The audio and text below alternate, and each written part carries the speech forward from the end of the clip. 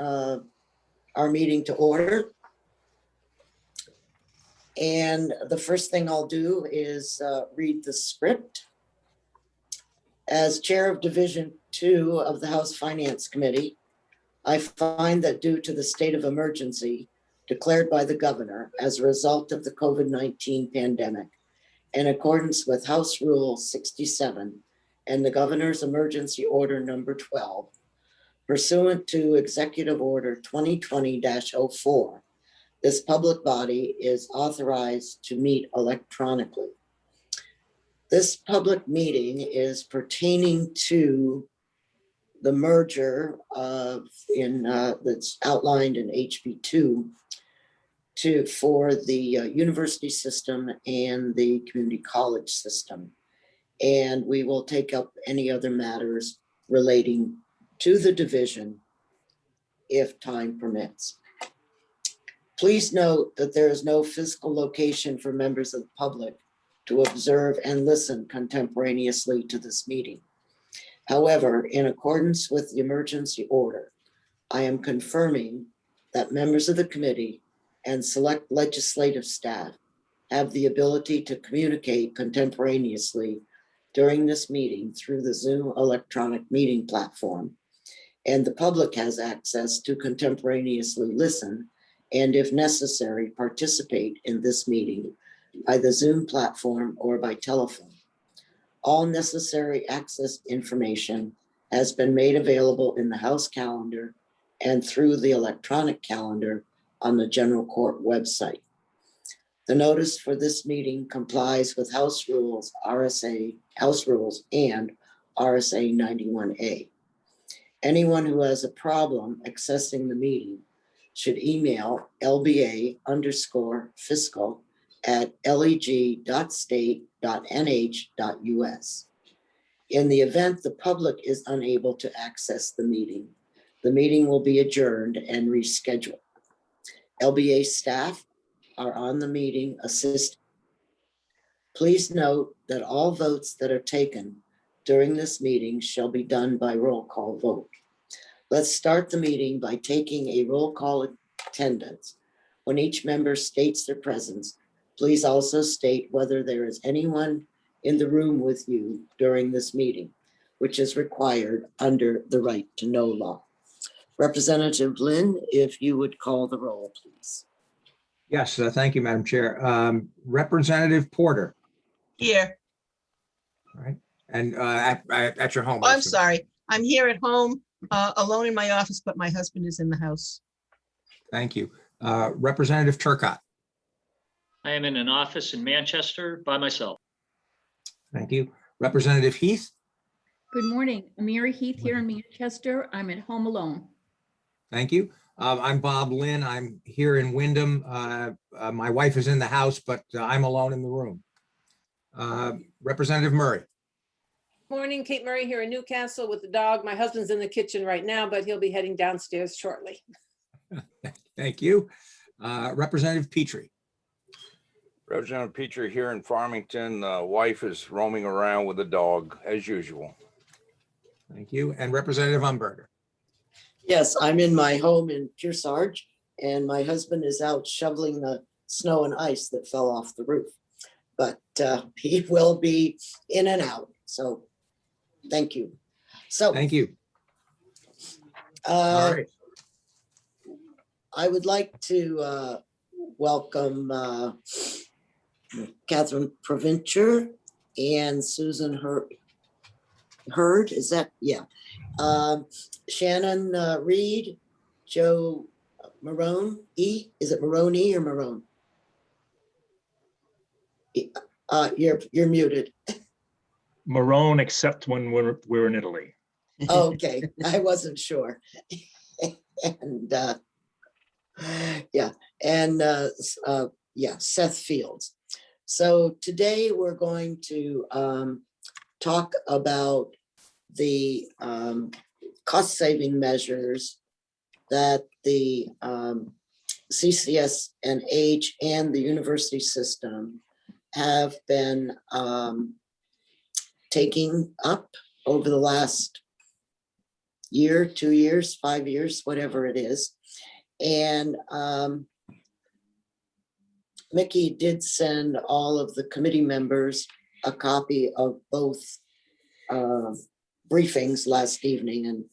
And so I would like to, if we could, start with the community college, and I'm not sure who wants to start this briefing. Thank you, Representative Umberger. Good morning, everybody. And I have brought with me, as you know, Shannon Reed, who's our Legislative Affairs Liaison, and Scott Fields, who is our Chief of Operations. So we've put together a few slides for you. I'm going to speak generally, and then Scott, who understands the numbers, is going to speak specifically about this. We wanted to start off and talk a little bit about what it is to be a system. I suspect most of you are familiar with it, but here is the RSA that created us. And I just bring this up because I want to point out the language that says a well-coordinated system.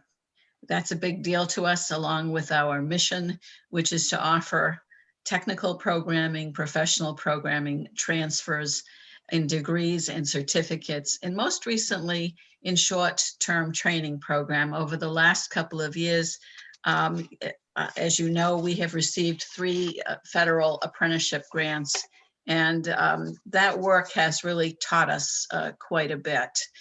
Shannon, the next slide. But here's the foundation of how we do what we do. I mentioned the well-coordinated.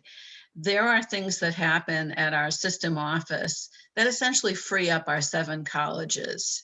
So the system office, among other things, provides the payroll side of things, the benefits, the grant administration, legal, our auditing functions, and so on, so that the colleges aren't duplicating this. As you know, our colleges range in size from institutions that serve approximately 1,000 students to up to about 5,000 students on the credit side of the house. We're also structured so that we literally have one federal income tax number, and all of our collective bargaining agreements emanate from the system office. They have representation from people at the colleges, but we have one collective bargaining agreement for our full-time faculty. There's another one for our part-time faculty, and a third for our staff. But whether you're at River Valley Community College or Manchester Community College, it's the same collective bargaining agreement that determines the work. We also house the administrative structure for programs that apply across the state at the system office. Running Start is a great example, as are all of the federal grants that we have as a system. And then finally, some of the other work at the system office has to do with helping to identify industry sectors. Now, some of that comes from how our board is structured. You may know that there are 2 kinds of humans on our board. One are folks that are public members and represent different parts of the state, because we're serving the entire state. But the other thing that is distinctive about our board is that there literally are seats for the various industry sectors in our state. So there's a healthcare seat, an information technology seat, 2 seats that are union and trades, other seats that are business and industry, law enforcement.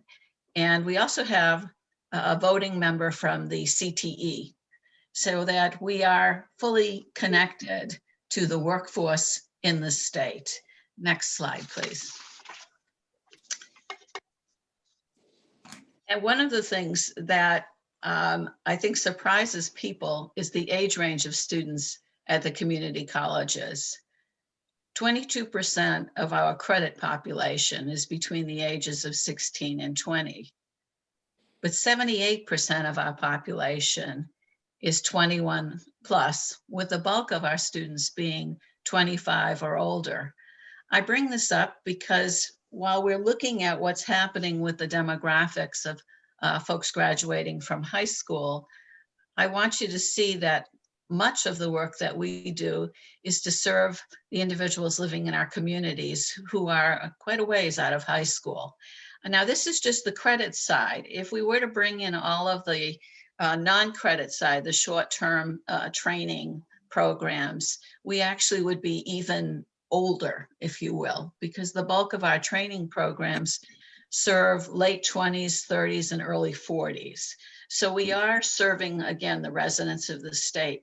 And we do it in a way that accommodates people's schedules. As you can see, we're more than 2/3 part-time students.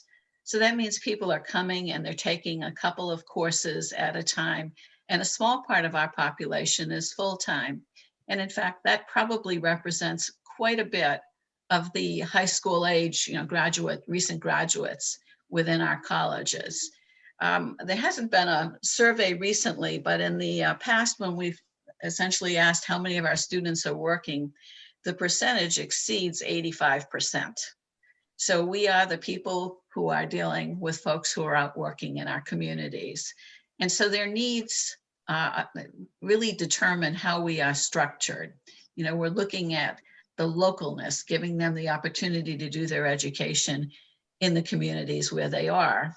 That also determines what kind of programming we have, because we're looking at the industries that supply the jobs for the regions that our students live in.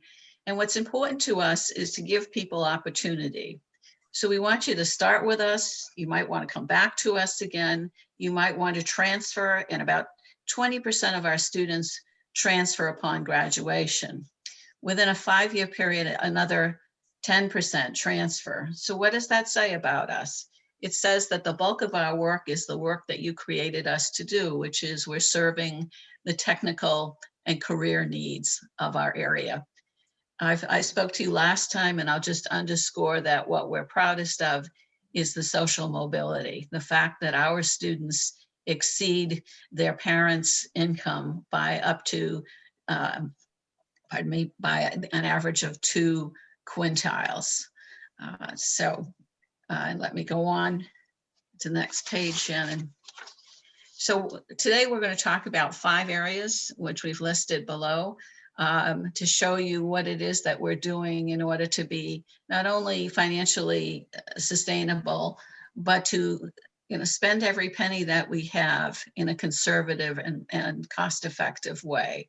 So I'm going to talk a little bit about academics and student support programs, and Scott is going to go through our budgeting practices and IT, and I'll come back and speak for a minute about affordability. We put this quote up here. This is from a gentleman named Matt Reed, who writes a blog, Confessions of a Community College Dean. And he was talking about the fact that some of the programming, or much of the programming that we do, is expensive because it's equipment intensive, or for instance, in the healthcare area, because of the expense in hosting all of the clinical sites and the education that happens there. And the fact that this is expensive stuff. We're not doing, we are offering social science classes, obviously, because that needs to be in the mix. But the bulk of what we're doing is in the areas that are listed here, the industry sectors that you're very familiar with. Next page, please. So what are we doing on the academic side? Once upon a time, our colleges would be looking and they would each create the programs that were needed. We realized that that's not an effective way for us to do business. And I mentioned the LPN program previously, and I'll give you a small update. We had started it at the request of the home healthcare entities throughout the state several years ago. We restarted the program at River Valley. And last year, folks in the Lakes region said, well, we need more trained LPNs. So this January, Lakes region began its first class for LPNs. Well, we're under discussion now. The next location is going to be White Mountains Community College. Now, there will come a time when we will fill the need for LPNs. The estimate is a little bit less than 3,000 LPNs needed for the state. And so we'll meet that need at some point, and we'll begin to fold the program back up, and it will go back to its home college of River Valley. And we did, close the LPN program because we were listening to industry, and the industry was talking about magnet hospital status. I don't know that we will rush to that place again because we needed to bring it back up. But what we've learned is that if we host it at one college, we save money on the administrative side. We have a way to make sure the programming is up to date because we're essentially asking a college to be a center for excellence. The other thing that we're looking at is cost sharing. One of the things that happened that was wonderful from the pandemic is that our faculty developed great facility with online learning tools, and we'll be able to apply that. We have an experiment that was conducted between White Mountains Community College and Lakes Region. You know, when a student, I think I talked a little bit about this last time, when a student takes a course at another college, the way that it comes back to their home college is they'll get the credits, but they don't get the grade. Well, we've worked with NECHI and we're working with our appropriate committees within our colleges, and that little program going on right now, which is a pilot for us. If you're a Lakes Region student and you take the course at White Mountains, not only are you getting the credit, but you're also getting the grade. This is good for the student because they have a GPA that represents all the college work that they've done, but it's also good for the employer. We don't want an employer to have to sort through 5 different transcripts to figure out how a student did in a particular place. So I'll call your attention for a moment as we go through the slides. You'll see that some of our points are in orange, and these are places where there are already existing connections with the university system of New Hampshire. So I talked a little about program and course sharing, the realignment. You'll see when you look at our budget that we tend to build up what we need to when it aligns with what the industry is. And then when that industry changes or diminishes, we too change along with that. I would also, on this slide, in talking about academics, talk about the connections that we've made. A few years ago, for example, we created some pharmacy technician training programs. And the students who went through that can sit for a national certifying exam.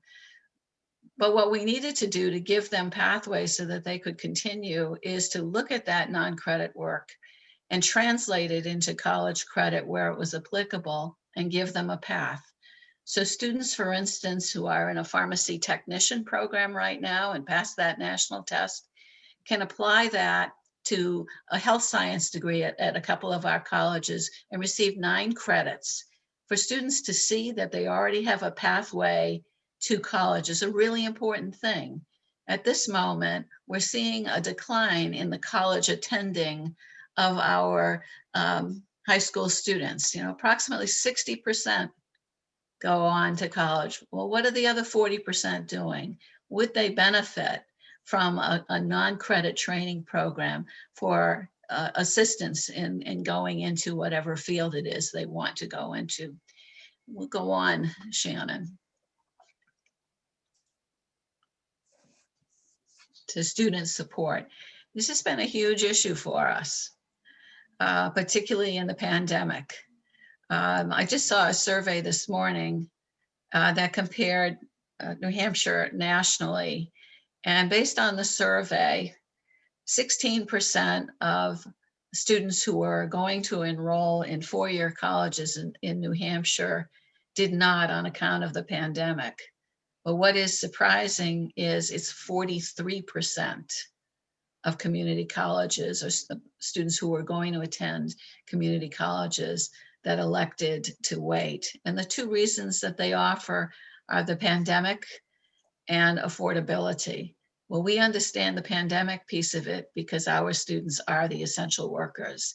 They are the people who are the LNAs in healthcare systems. They are the retail people. They are the folks in construction that have added all of those safety barriers for all of us. So we have been impacted in a way that community colleges typically are not. Typically, when the economy takes a bit of a nosedive, enrollment at community colleges soars because people need to come back and retrain.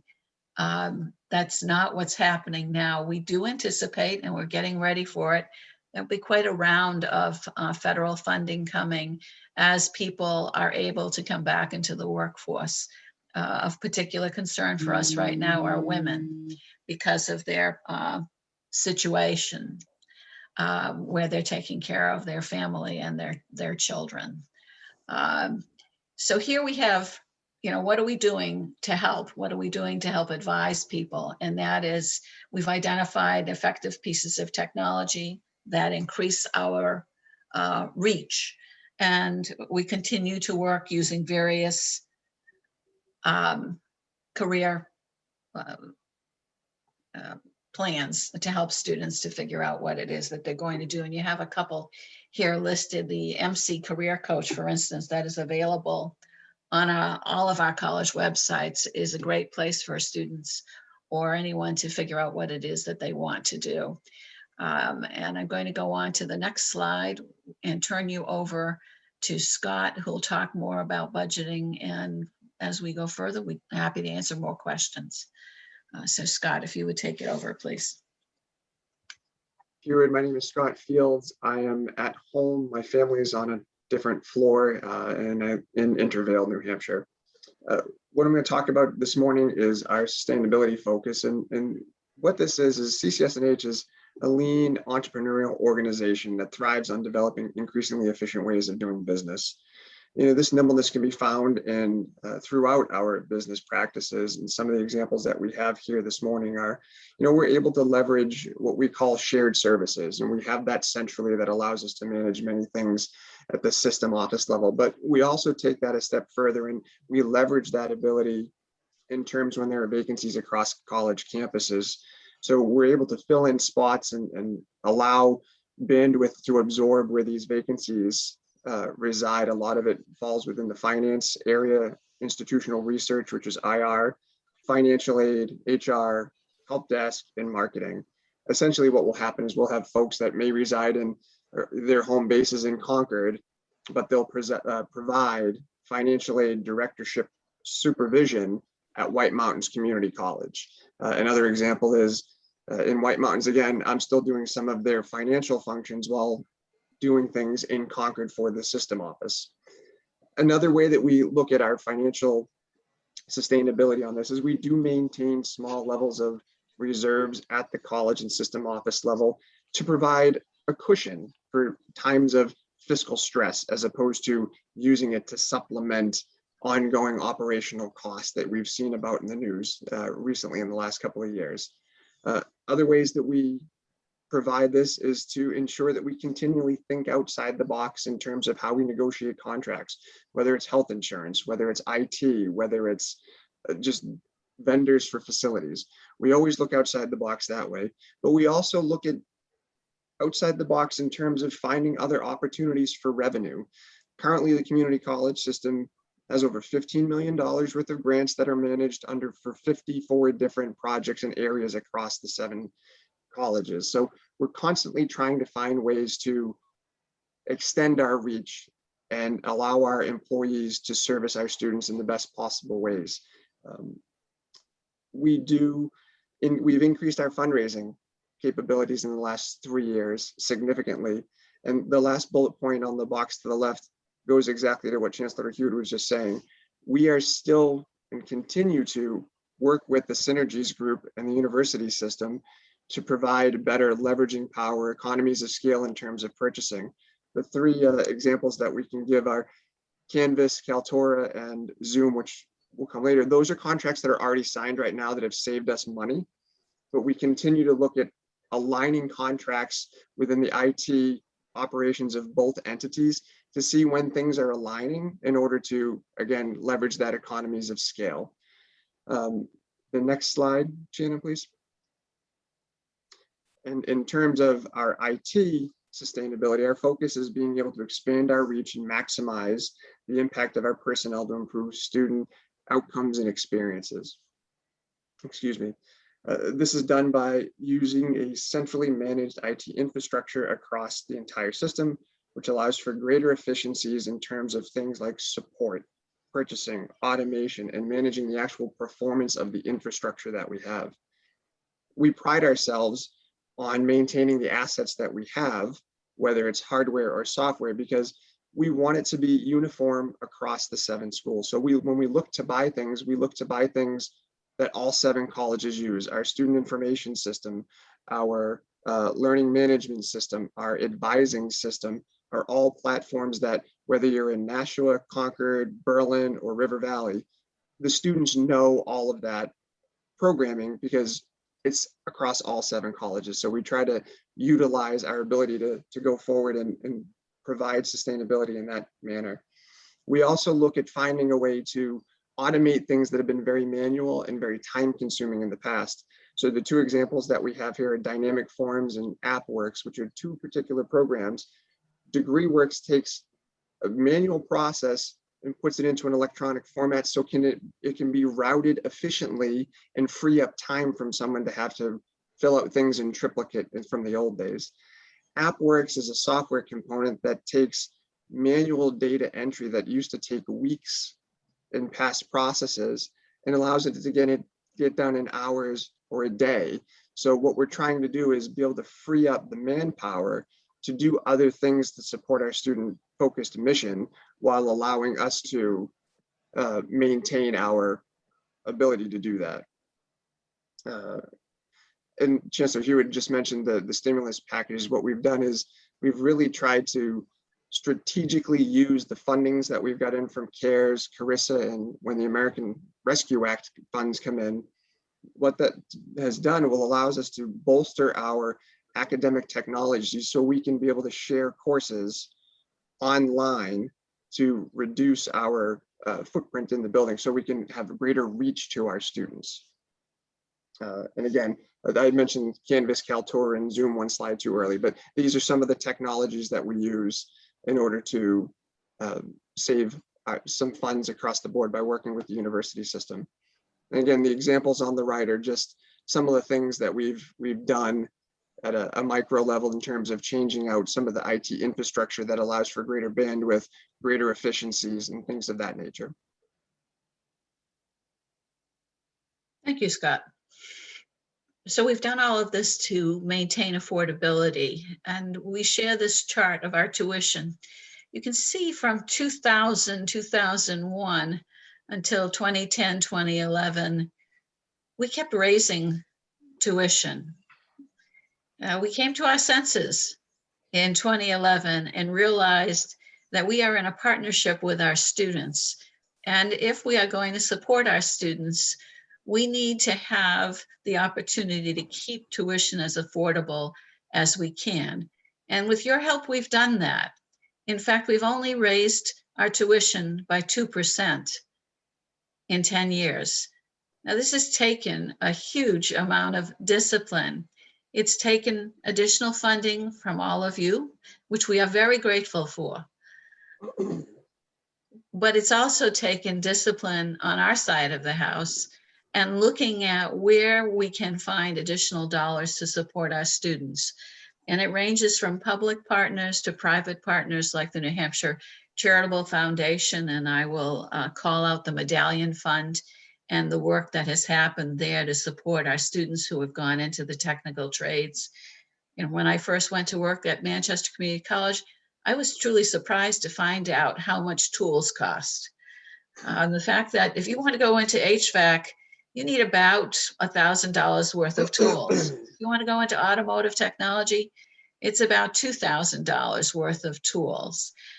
Because if you're working in the technical trades, the expectation is that you're going to bring your own tools. And so we've had to work on things as basic as how can we help students to get the tools that they need? You know, the Pell Grants will cover their tuition, but not, for instance, if they're in a profession that requires uniforms and so on.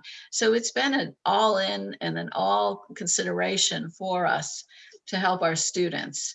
One of the things, and you'll notice the second bullet in orange, because this is a project between our 2 systems, has been this thing called OER, Open Educational Resources. In the last 2 years, we have saved our students close to $1 million in textbooks. I think you've all heard the stories about textbooks.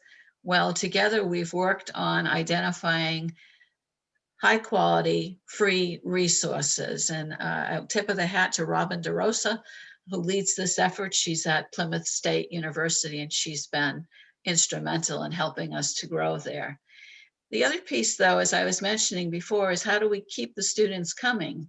Because they have families to support. And in the pandemic, we've needed to create and maintain food pantries, transportation assistance, closets with interview quality clothing for students. And we've done all of this. And we've paid very careful attention to our fees. And in fact, I appreciate that our presidents will take one another on when one particular college wants to raise a fee to say, do you really need that money? Do you really need to ask our students to pay more? And in some cases, the answer is, I guess not. Let me work on this a little bit better. And finally, to pick up on what Scott was talking about, we're trying to build a culture of philanthropy. We did our first annual fund appeal this year. There hasn't been one. I don't know that there's ever been one. I remember again doing one at Manchester a number of years ago, but we're asking our very proud graduates who are staffing all of the businesses in our state to contribute to that next generation of workers that are coming out. So now we're going to look at additional numbers. And so if we can go to the appendix, please, and I will turn us back over to Scott. And the point we want to make here, we know that you can read our slides and so on. We want you to see that this is not a brand new project for us, but over the last 10 years, we have looked for ways to reduce our expenditures and the cost. And so, Scott, I don't know if there are a few places here where you just want to point out one or two statistics to the committee. Sure, we can start on this slide. Oh, where do you want to go, Shannon? It's up to you, Scott. You tell me. The benefits slide is fine if you want to stick with that, and then maybe we'll go to the personnel one after that. So on the slide here, this has got the last 4 fully closed year, 4 full years of audited financial information in these particular areas. So in terms of benefits, you can see that we've done an exceedingly good job in to reduce expenses, as the chancellor had said earlier. As the demands change within our marketplace, we are entrepreneurial enough to change with them. And then, so you'll see in our overall benefit costs have steadily declined, and the 17.65% decline is the 4-year cumulative total from FY17 through FY20. We've done this again, as we alluded to earlier, is negotiating good contracts with our health insurance carriers and our dental carriers and things of that nature. So you can see in the second group of the chart, our overall health insurance cost has gone down nearly 4.5% over that time frame. And as you all know, health insurance can be a very fickle thing because it depends on the health of the people within your organization, who rolls off, who comes on, and all of these things. So the fact that we've managed to keep it relatively even and go down even a little bit is a substantial win for the community college system. The next section down is our dental insurance program, nearly 25% down by doing the same thing, again, conservatively managing and negotiating the benefits within our package to ensure optimal ROI on what we're looking to provide for our faculty and staff. The next section over is our employee HRA program. That's gone down 25% over the last couple of years. And the one thing I wanted to call out, and I know I've mentioned this at other hearings, is one of the things that we are trying to do, and your funding is so critical for us, is for some of the things that we have no say in, that are mandated by the state, which is the retiree health portion, as you see here, has gone up actually over 69% over the last 4 fiscal years. This is a cost that we absorb as we move forward, but the offsetting savings from these prior charts allows us to do that. But just to show where we've, again, proactively tried to reduce costs, and other costs we have to absorb because they're mandated to us. Scott, I'm aware of the time that we're taking up, so I'm going to pull this back from you Right. and just, Shannon, ask for a quick show of the personnel slide that, and again, you can see that we have looked actively at ways to reduce costs, but yet maintain the quality programming that we need. Some of this is a reflection, Shannon, if you want to go on to the next slide as well, of the fact that we have changed our staffing based upon what programs we're offering and what it is, again, aligns with what the state needs. So you can see the drop in our expenditures, you can see the reductions in our staffing, and we'll go to the last slide, Shannon, which is here on the system office. You know, as people think about this notion of merger, one of the first things they think about is, well, you know, both systems have central offices, so let's just merge those central offices. There must be a lot of people there who are duplicating efforts. And we thought we would lay out for you exactly who does what in our system office. There are 40 full-time people and 2 part-timers working in our office. You can see how those folks lay out.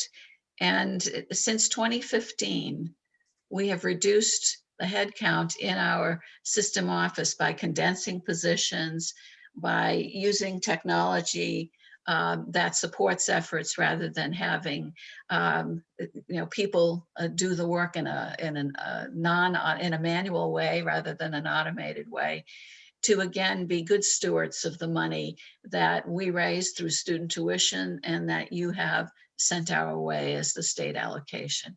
So I thank you for listening to us. We're happy to answer any questions you might have.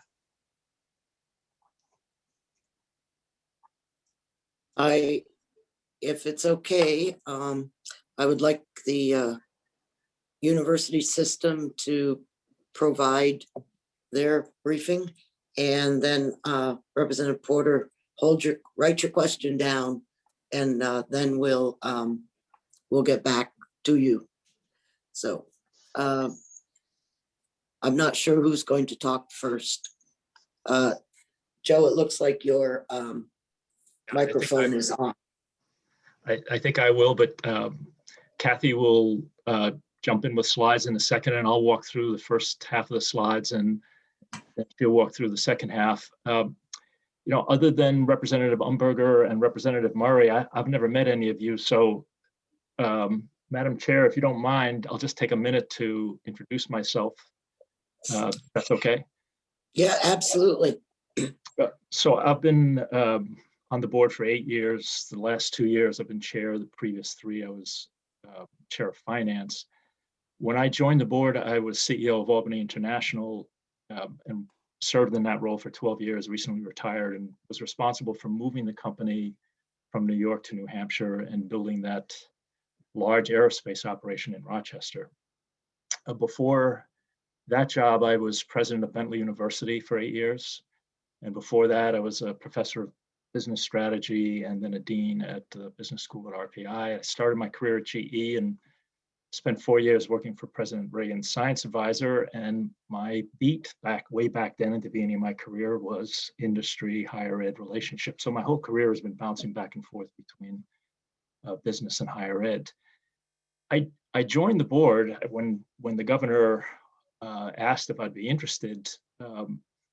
I jumped at the opportunity because this was early last decade, and we were really struggling to find the talent to build this. We needed to hire about 500 people to build this high-tech operation in Rochester. And I think those of you who have spent plenty of time in and around manufacturing in the state know the only way we can manufacture in the state is by focusing on high value added differentiated products and processes. We can't compete on the basis of cost, but we can compete on the basis of differentiated products and manufacturing, but that requires talent. And across the board talent, from associate's degrees on the factory floor to industrial engineers with bachelor's and master's degrees who run the plants, to research scientists and engineers. And I'd say I spent the better part of my life those first few years trying to figure out how we were going to find the talent. we developed a wonderful, at the time, path-breaking program with Great Bay, a training program for us and our partner that was situated in Rochester. We also made a significant gift to Great Bay, but we're also working considerably with UNH as well. I have to tell you that for all of those efforts, we were forced to recruit an awful lot of people from out of state. It was really frustrating and really expensive.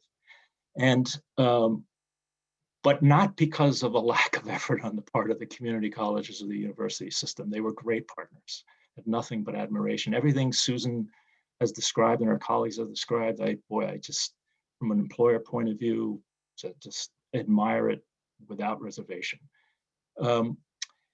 We actually backed away from our plan to bring over our full headquarters. We had about 40 to 50 really good jobs in accounting and finance because we were a public company, global company.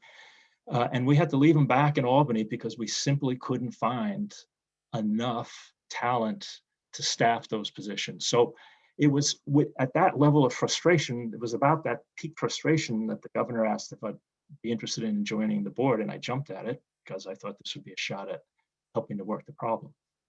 So that's my background. And if you hear a little passion or frustration in what you're about to hear as we sort of look out toward the future of higher ed, it is not in any way based on criticism of the experience that I had with our higher ed partners, but really a sense of deep concern about where higher ed in general and in the state, public higher ed is heading. And what the implications of that potential wave after wave of challenge is going to mean for the employers of the state and therefore for the future economy of the state, particularly the employers who are concerned about bringing in the kind of jobs that we really want in the state. So with that as a backdrop, sorry if I've gone long-winded. Kathy, could you put up the second slide? Could you go to the next one, please? So, the starting point for us, and I'm speaking, I'm really speaking on behalf of our board here, although everything I'm about to say, I feel passionate about personally. We have spent the last few years as a board trying to come to grips with the implications of a dramatic downturn in the demographics that is in the pool of students that we'll be serving in higher education. And just to put this in context, higher education has been growing steadily with a couple of bumps along the way, but it's been a growth industry since World War II and the GI Bill. This is the first time that we've seen a demographic downturn. And if you can look at the left slide, that purple line there, it starts in 2018, declines a little bit through mid-decade and then falls off a cliff. That's the pool of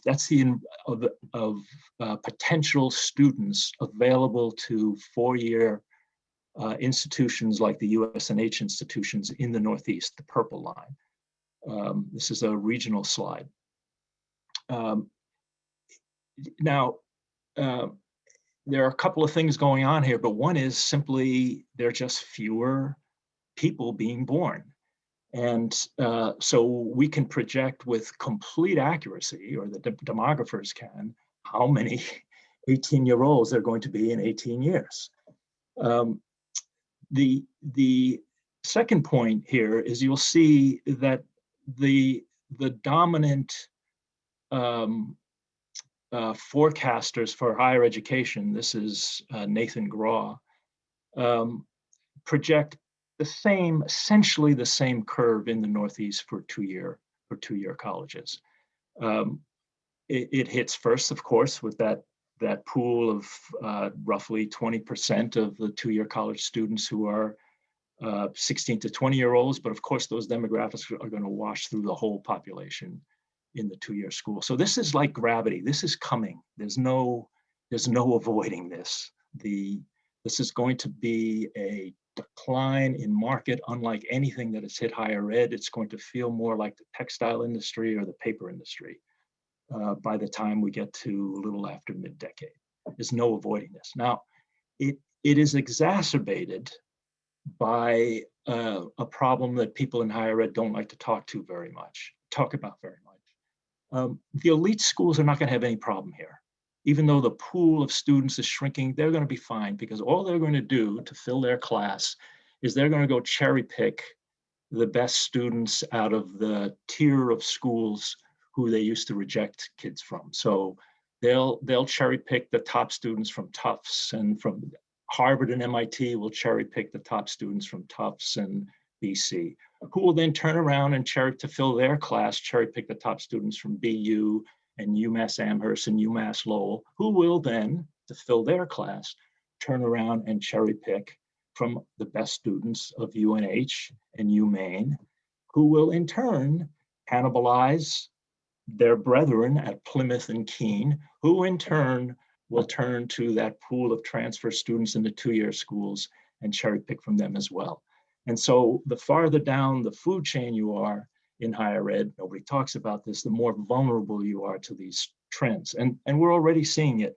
You know, we look at the top 10 competitors, quote unquote, to UNH, that is when we look at who's applied to UNH and who's been admitted, among the top 10 competitors are Plymouth and Keene. When we look at Keene, among the top 10 competitors are UNH, Plymouth, and NHTI. When we look at Plymouth State, among the top 10 competitors are UNH and Keene State, but also NHTI and Great Bay. So as the pool shrinks, there's a massive game of musical chairs going on, and the more vulnerable you are in the rankings, if you will, the more committed you are or dedicated you are to serving poorer populations, the more vulnerable you are to these demographic shifts. And we're getting hit hard with it, and all the data says two-year schools, two-year colleges and systems around the Northeast are as well. Kathy, if you go to the next slide. Now, that's half the problem. And remember, we're only at the front end of this. This is going to get much worse. There's no question that it's going to get much worse. It's like gravity. The second phenomenon, which is hidden from view on those first demographic slides, is the growing financial need of the students we serve in both our systems. But I'll just talk about USNH. And again, there's two dynamics going on. The first is that shrinking population is just poorer. And you can see it in the composition of those demographics. So in the year 2000, 29% of college age, or higher education age students were people of color. By 2018, the beginning of that slide, it's 45%. And people of color in general, the data shows overwhelmingly, are poorer than their white counterparts. In the year 2000, 20% of that population was immigrants or the children of immigrants. Today, by 2018, it's 28%, and that number will continue to grow too. So shrinking number of students, growing amount of financial need, and then you have to layer on top of that another reality that people in higher ed don't like to talk about. There's an all-out price war going on right now because the pool of students is shrinking. And the price war is taking the form not of drops in tuition, but of increases in financial aid. And so the way schools that are struggling to fill their class with a smaller pool respond is by trying to, quote unquote, steal other schools' students by offering better packages. And you get an arms race here of escalating increase in financial aid. So if you look at USNH and you look at the amount of financial aid that we've been providing just over the last few years, you can see the steady increase, big numbers. So there's a serious revenue crisis that higher education of all stripes is heading into. And it's taking the form of a sharp decline in net revenue that is the result of a combination of a shrinking pool of students and the growing financial need of those students and the accompanying price war. We are at the beginning of this. If you think back to that demographic slide, just go back for 1 second, Kathy. Just look at that waterfall starting in mid-decade. Okay, so so now what's the consequence of this? The consequence of this is revenue begins to fall. And as revenue begins to fall, you try to take cost out as rapidly as you can, but margins begin to erode. So for USMH from fiscal year 17, so essentially the beginning of that demographic chart, you can see that our revenue has dropped because of these two factors, has dropped by about 8% or $27 million. Our state funding, the line in red, so that's the blue, that's tuition-based net revenue. So we're leaving aside contracts and grants, tuition-based net revenue declined from 329.5 million to 302 million over this period. State support was flat, happily, thank you. It started to increase a bit in the past biennium, but you can see that given the magnitude of the decline, 27 million, 8%, the much appreciated increase in state support doesn't come close to covering the effect. And we understand there are limits to what you can do. I'm not here pitching for more funds. I'm just trying to show you the magnitude of the squeeze. And so the result is, if you look at those gray bars on the left side, those are our operating margin. And you can see that the operating margin has basically shrunk from 1.5%, which isn't particularly good, in fiscal year 17 to this year, excluding the one-time effects of COVID. It's actually the operating margin a lot worse if you include COVID. But excluding the one-time effects of COVID, we're going to lose about 2% this year. Now, if you look over the comparable data over on the CCS&H side, you can see net tuition and revenue is getting hammered by the same forces that are hitting us. So net tuition is declined from 47.9 million to 39 million, exactly what all of the data in higher ed is telling us. It's going to hitting two-year institutions in the Northeast very hard. Happily, fortunately, and I'll say this, I would say our board is cheering this trend. The state has stepped up and has been able to offset those declines. And and thank you for that. From an former employer's point of view, that's wonderful action. Now, the bottom line, a declining net revenue picture that's going to be too big in all likelihood for the state to offset over time. Declining margins, and we're at the front end of this. Now, before Kathy starts telling you how we're trying to at least catch up to these trends, just a couple more points. If you go to the next slide, Kathy. We as a state, public higher education in this state is in a uniquely weak position to take this crisis on. So we're entering into a step change in the nature of higher education, starting from a weak position. So as I'm sure you well know, we export in four-year schools, four-year enrollment, we export nearly 60% of high school graduates going on to four-year enrollment. And again, if you think about this from an employer point of view, once they go, it's hard to get them back. It's like recruiting somebody from outside the state. And if you combine both two-year and four-year, we lose more than 50%, or we lose close to 50%. So that's number one. Number two, if you go to the next slide, we have very high tuition, very high net after financial aid, net costs of attendance. So this is for four-year schools, you want to look at the blue line here. So the blue line represents in-state tuition. The orange on top of that represents out-of-state tuition. So the total bar is total tuition. But you can see that if you just focus on the blue, New Hampshire is all the way over on the right, just before Vermont. We have the second highest net tuition in the country for a public university. And that compares to an average in the country of about 10,000 in light blue. Now, same thing with our brethren in the 2-year. They've done, as Susan described, a fantastic job holding the line.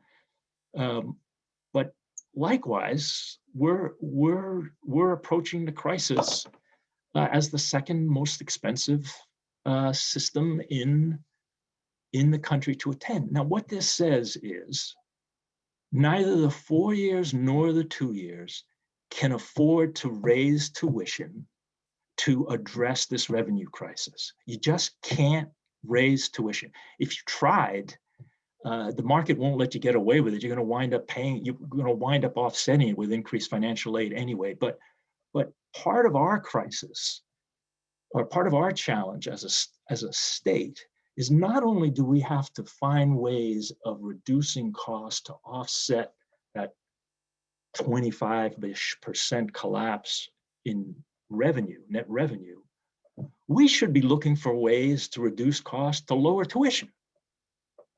We've got to get to a lower tuition. We've got to get to more affordable public higher education across the board.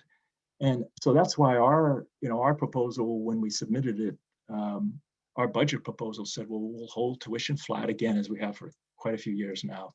But if you give us an increase, we will use that to lower tuition. And so another one of the hidden challenges here is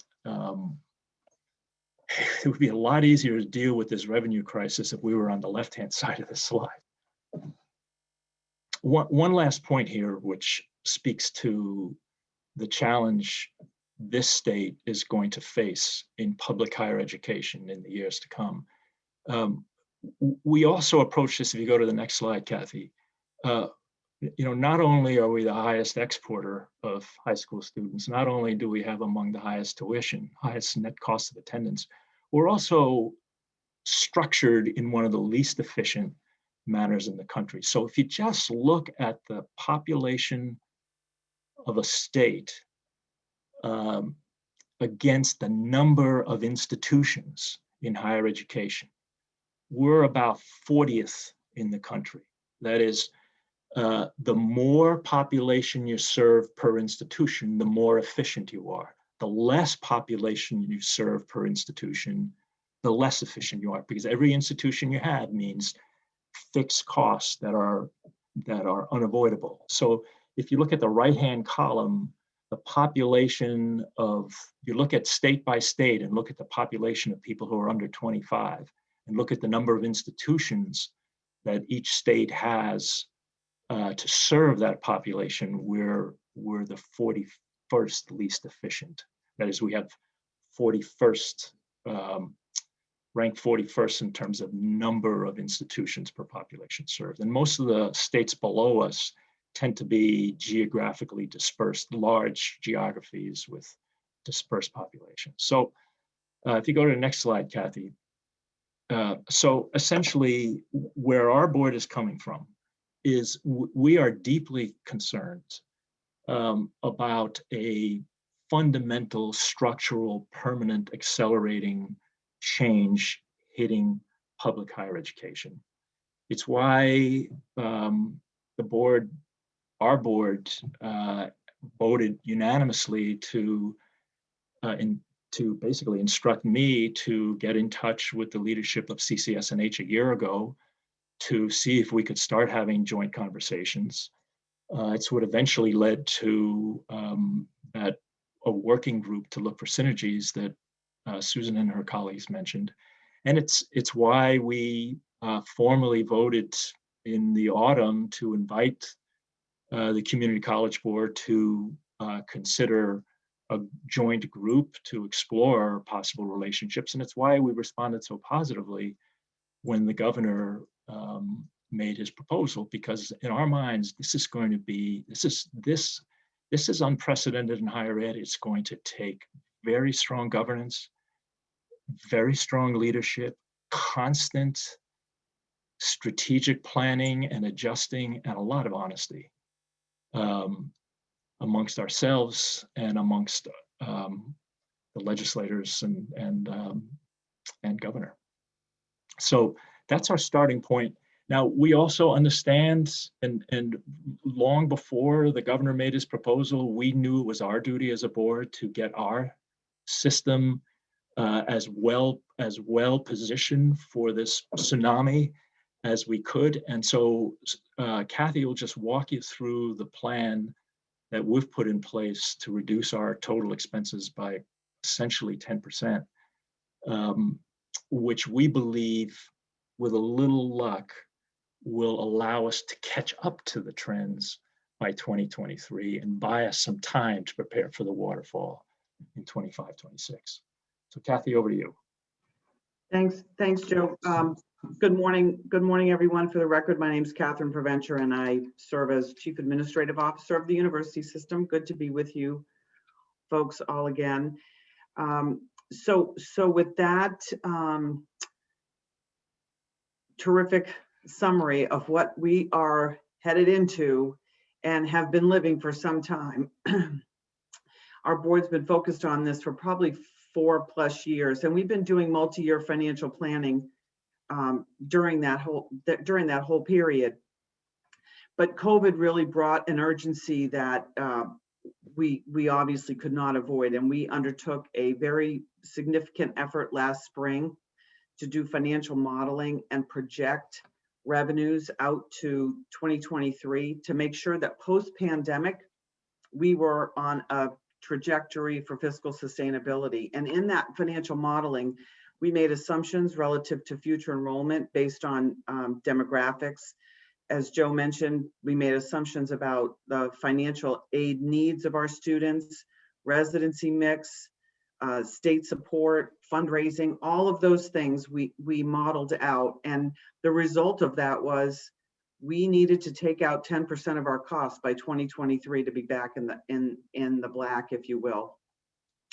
And all of the campuses had undertaken work to identify various opportunities that we could grab onto in order to put a roadmap together on how we are going to achieve that reduction in our cost structure. Just one additional piece of context. We knew this COVID year was going to be a disaster, and we made a collective decision that we would spend whatever it would take to keep our students and faculty and staff safe, even if it meant running huge losses, as long as we could do what we needed to do to come out of the COVID year in a financially stable place. Right. So what that modeling showed us is that our revenue, excluding grants and contracts, and when I say grants, are grants from NOAA and NSF, UNH has significant grant dollars. So we excluded that because that's a dollar in, a dollar out. But our revenue is projected to drop 9%, excuse me, from fiscal 20 to fiscal 23, which is how we arrived at the $70 million that we need to take out of our cost structure to have a very slim 1% margin by fiscal 23. And so how are we going to do that? We put a plan together in categories, if you will. So the first category, when we adopted the budget for this fiscal year, fiscal 21, it was roll all your spending back to fiscal 19 actual. And that would take 10, and remember, when we're doing this, we're at toward the end of fiscal 20, getting ready to adopt our fiscal 21 budget. And that rollback must be sustained into future years. So that took about $10 million out of the cost structure. We then put a category together of shared opportunities across the university system. So those would be cross-cutters across all of our campuses. A significant one was employee benefits restructuring. This is an area where when revenue is shrinking and that is a fixed cost, it puts real pressure on the income statement, on the bottom line. So we've been focused on employee benefits restructuring. We have done some of that work already. We're negotiating other parts of it. Again, these are when you have fixed cost, like the unfunded pension liability that Scott mentioned earlier, that it just puts pressure on the community college system when you can't break through that unfunded pension liability. The next three items, procurement, IT, and financial services. Again, we have cost reduction estimates there. We're actually exceeding on IT and financial services right now. But those three, I sit on that CCSNH and USNH synergies working group. And we've already achieved, as mentioned during the community colleges presentation, some benefits in procurement and IT. So I recognize that there are other opportunities there in the area of procurement, IT, and I'm sure financial services as well. And category 3 are campus-specific reductions. That work is ongoing at each of the campuses, academic restructuring, program evaluation to make sure we're aligning enrollment with capacity, and that work's being done. But then as revenue, as Joe mentioned, we're at the beginning of the challenges that we see coming down the road. The next wave will be, and we have some pilot projects going on, but course sharing across our campuses. And there's opportunity potentially with CCSNH as well. Scott also mentioned that the federal stimulus money provided opportunity for the community colleges to invest in academic technology. The same is true at the university system, where course sharing is starting to be evaluated, and we're working on that for the next wave that we know is going to have significant revenue pressure on us. So how are we executing on this plan? A primary tool was an early retirement program that was offered last fall. 50% of those people that were eligible took advantage of that plan, and there are 480 employees leaving the university system during this fiscal year. So that was a significant tool to get us to the $70 million in cost reductions that we need by fiscal 23. I talked about the benefit changes. IT consolidation is complete. We've exceeded those savings targets. We're in the middle of the financial and administrative restructure, and I mentioned the campus-specific initiatives. Those are my only comments. I really want to make sure that we leave time for questions, and I will stop sharing so folks can see one another. The last point, to just give you a sense of how our board views this, these are necessary, at times painful restructuring, 10% of our people. It just catches us up to those trends, doesn't get us ahead of them. We hope it'll buy us a few years to then figure out the next wave of steps. This is going to be a permanent part of how we do business over the next 10 years. Thank you. Thank you all for your presentations. It's it's good to see that you're not sitting there just wringing your hands on either of the either side, that you're actually making some progress, which I think is extremely important, especially when we look at the demographics of our state and the fact that so many of our students choose to go out of state to college, whether it's the 2-year or the 4-year, and I'm not exactly sure how we can eliminate that, but that's a choice that the children and the parents make. And I think, as has been mentioned, one of the reasons for that is because our tuition and fees are quite high. And as a result, they can go to another university out of state and get better aid packages. And so all of that, plays a role in what we can do.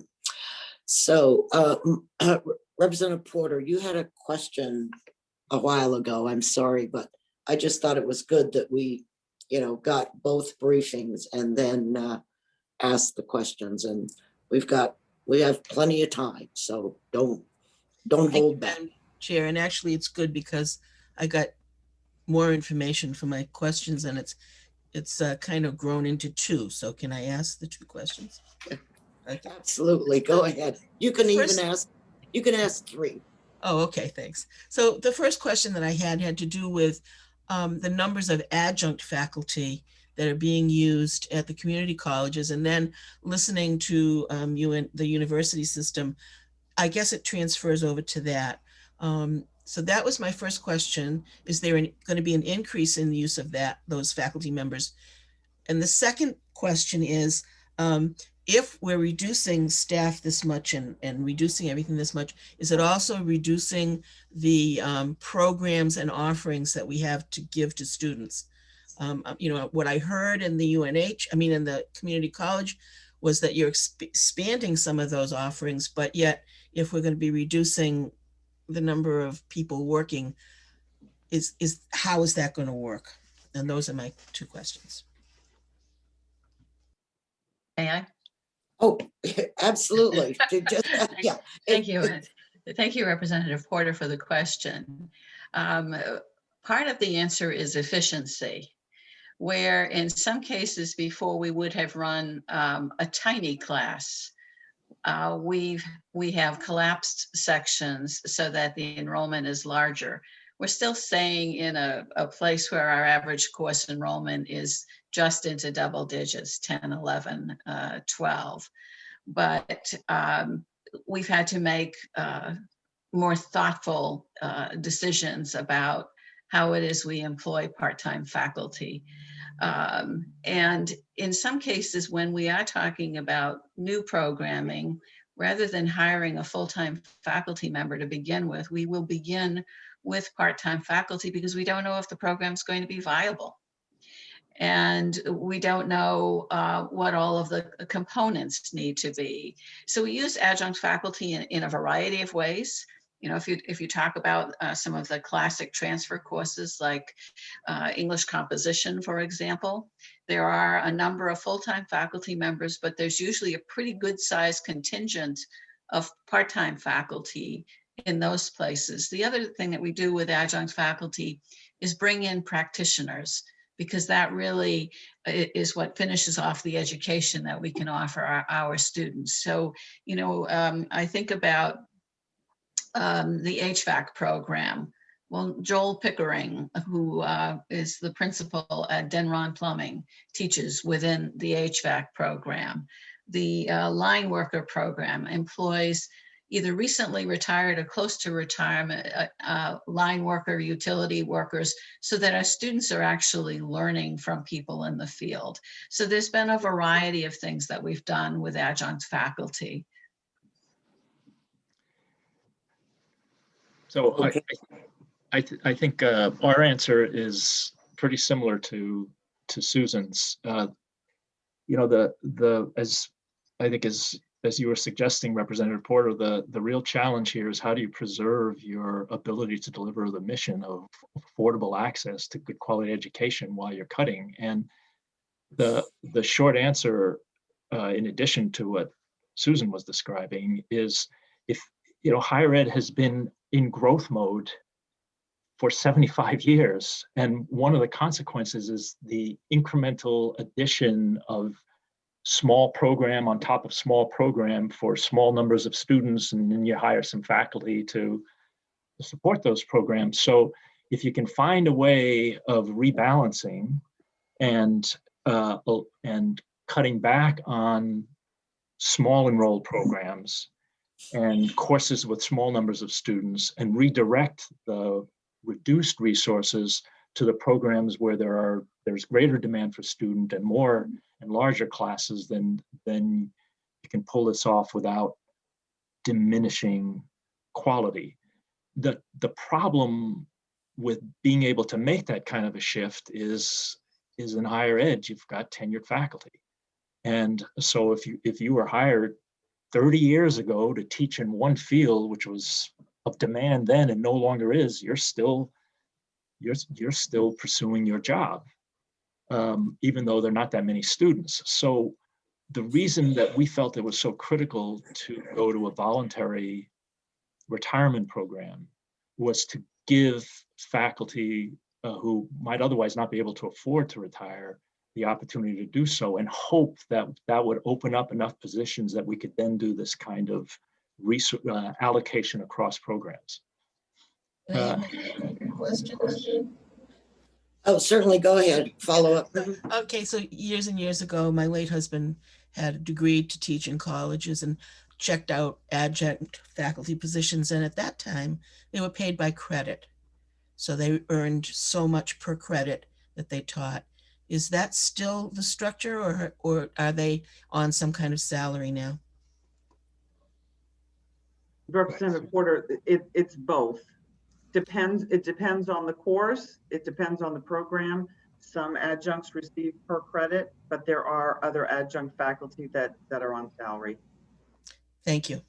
And I think the key on the adjunct was the point that Susan made, that if you have a core of faculty, you can supplement them with people with specialized clinical real world expertise, and it really helps to fill out your programs. Susan, did you have a comment? Thank you, Representative. I don't believe we have any part-time faculty on a salary. I believe everyone is paid by credit. Okay. Representative Turcott, I believe your hand was next. Thank you, Madam Chair. I'm not sure if this is for Joe or Catherine, but on the slide presentations on page 7 and 8, that talks about the relative tuition by each state. Could you give me the top, say, 2 or 3 components or reasons why that is? You know, when I first looked at it, my gut would say, all right, the high tax states would be at one end and the low tax states at the other, but it's not the case. So whoever wants to handle that. Also, before I go, if Joe and Susan, could you send me your emails? I know Catherine's is at the end.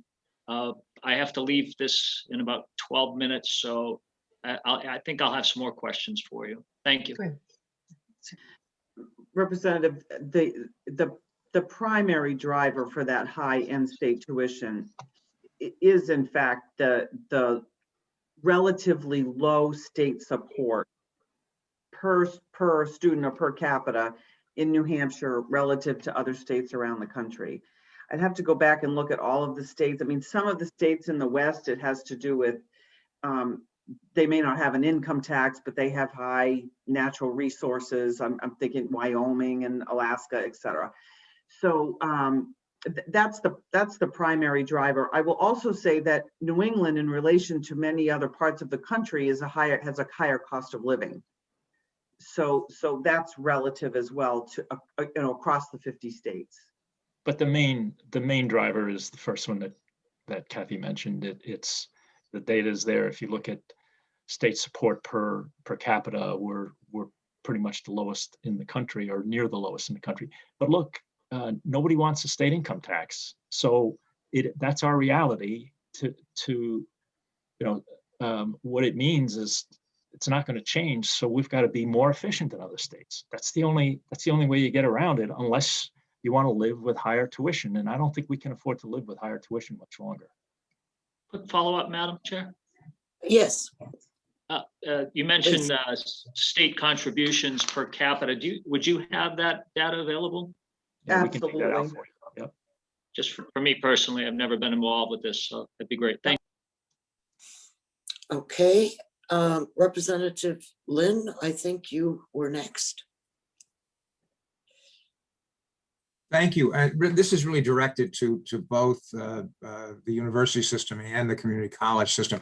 I'm wondering if you have, if each of you have some kind of data that in written form that you could provide to us that would show, for example, let's say over the last 5 or 6 years, total number of students, total faculty members, and I'm particularly concerned about full-time, but it could include part-time too, if that's the way you do it. But so total students, total faculty members, and then the thing that's most important to me, total non-faculty employees. Because one of the things that I've heard has been a real issue, and I'm not trying to single out New Hampshire, but just generally around the country, is that while there's been this pressure from sort of a reduction in students, there seems to have been a discordant, if you will, increase in the ranks of administrators of one kind or another. And I just would be interested in seeing if you have those kind of numbers and if we could get them. Certainly. We track that data. Thank you. The community college, I believe, also tracks that data. Yes, yes, some of it is available through iPads. Representative Lynn, it'll be a bit of a challenge for us to capture our non-credit short-term training, but we will give you that information as well. Thank you very much. I appreciate that. You're welcome. I'll just follow up, Representative Lynn, that the early retirement program will also, that data won't, it hasn't happened yet, but that's also going to have both faculty and staff. There were a lot of people that took that advantage of the program. So the data that I provide will not yet reflect that 10% reduction in our workforce. Maybe we can add that. I think we did some estimates of that, right? And we do have it by faculty, staff. Yeah. That would be great. Thank you very much. That would be very helpful. Representative Heath. Well, thank you, Madam Chair. First of all, I just want to say both your presentations were excellent. It always really upsets me when I think about our university systems and the community college system struggling the way they are, because they are such a huge benefit to our state. So my big question is, why agree to the merger before a plan is established without a roadmap? Just wouldn't it be better to take the year to create the plan before we legislate a merger? And secondly, I look at the funding that we actually, for the university system and the community college, we're giving you more money, we're giving you less money to do more. We didn't maintain the level of funding from the last biennium. And I'm concerned because we are putting you in a position to do double duty work, to come up with some kind of a roadmap and plan to significantly change the way not only the university system works, but the community college system as well. And I feel like I was glad to hear about the synergy group and all the work that's already been done. But my concern is this too fast, too soon, or instead of a merger legislated in HB2, should we take a year to really give the synergy group a chance to get going and have a roadmap of where we're going? And whoever wants to answer that question, I'm happy to listen. Go ahead, Susan. I'm sure we have different views on this, so. We do have different, we do have different views on it. I mean, we're interested in what can happen by being combined, but we share many of the concerns that you're raising right now, Representative Heath. When we review the literature that's available on the mergers in the 20 other states, it's adversely affected the community colleges. It is the mission of the community colleges that gets lost. And everybody starts in a place with excellent intentions. But where things go within a 3-year period in terms of the ability of community colleges to meet the mission that they have, that's where the problem is. And Joe and I have spoken about this, and I don't disagree with the statistics. I probably do disagree with how we see the demographics within the state and our opportunities. Certainly, I agree that our opportunities for students have been diminished, but I do see other opportunities based in, that was why we put up the demographic slide that we did. So I think based upon the conversations that we've been hearing, I know that what our state is looking for is a strong commitment from CCSNH and USNH to look at this and to make good and realistic decisions. And so we absolutely are committed to that. But I will also say, in the COVID times, the state spent $1 million on a study for BEA in terms of economic development. It also spent $1.4 million on looking at reorganizations for DHHS. However you look at higher ed, we are the future of the state. Spend some money on us, figure this out. We will continue the synergies work. We can, I look forward to you putting accountability in place so that you are reassured that we are doubling down on this work. But we appear in this legislation to be starting at the end. And so let's do some of the groundwork that really needs to be done. I don't think my position will surprise any of you. I just add to the question for both of you, because I think it's so critically important. The college experience for both systems is very different. And I believe in the future for the community college system, we're going to see a workforce of a totally different age than the one being served by the university system.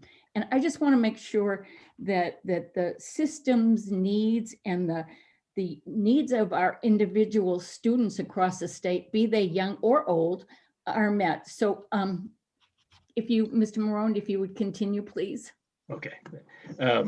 So first on the question of should we study first and then merge, where I come out and where our board comes out is it's one thing to study in theory, have outside people come in to help you with a group that doesn't have a particular stake in implementing the outcome. It's another thing to make the commitment, give the responsibility for the planning to the people who are going to be charged with implementing it, and then give them the resources and the cushion to do the planning right.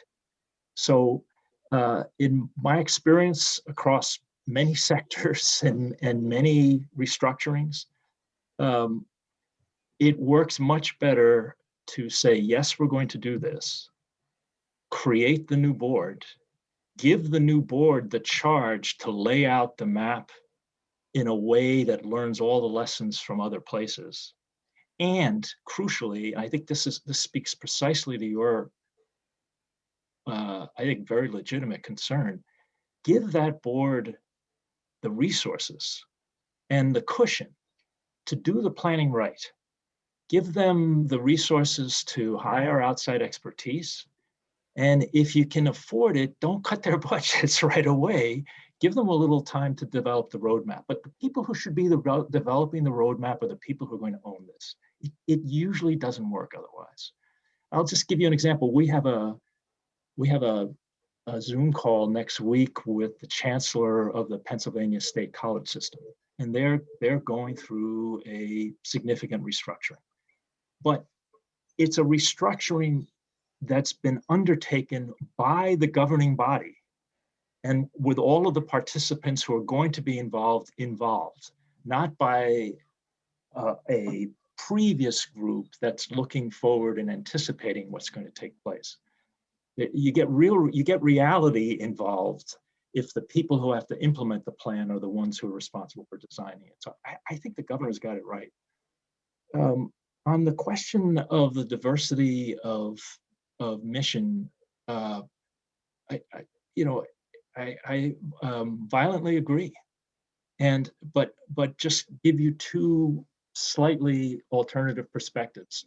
To an employer, there is one spectrum of needs.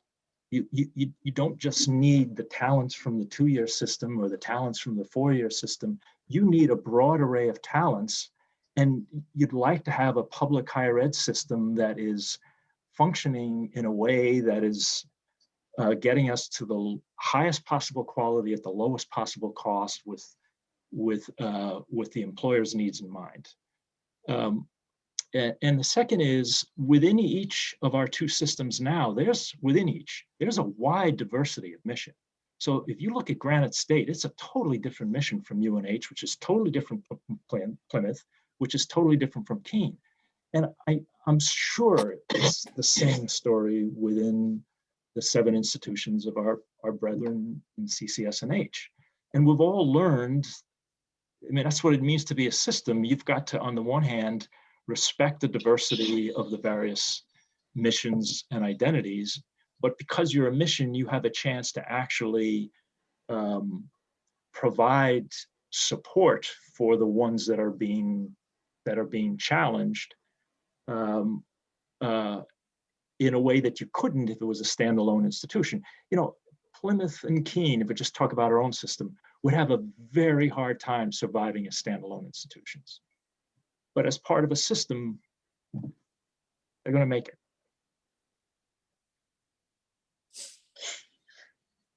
Representative, oh, I'm sorry, yes. Please. I don't want to turn this into any kind of competition between us, but I have to, and I loved your expression, violently agree. I have to disagree. The 7 Violently? community colleges, well, not violently this time, but I'm sure there'll be one excitedly. How's that? New adverb. That the 7 community colleges may differ by local flavor, but we have the identical mission. Okay. And I absolutely respect that the USNH colleges and universities have different missions. They should, our state needs them. But what is needed from the community college is a universal mission across our state. So. Thank you. Representative Petrie, you have a question? Yeah, thank you, Madam Chair. Of the 20 mergers that you've seen around the country, have you seen any successes in the mergers, that you are significant, and how would you protect the community college system? Thank you for that question, Representative. There are elements of success in quite a number of the mergers, and those are things that we could look at. The piece that I'm most concerned about, because it disappears early, is the voice of the community colleges. And, as you're hearing, we have different missions. They may ultimately all roll up to the same place. They are ultimately about, most folks in our state are going for an education so that they end up with a satisfying and fulfilling career and job. So we do all get there, but we get there in different ways.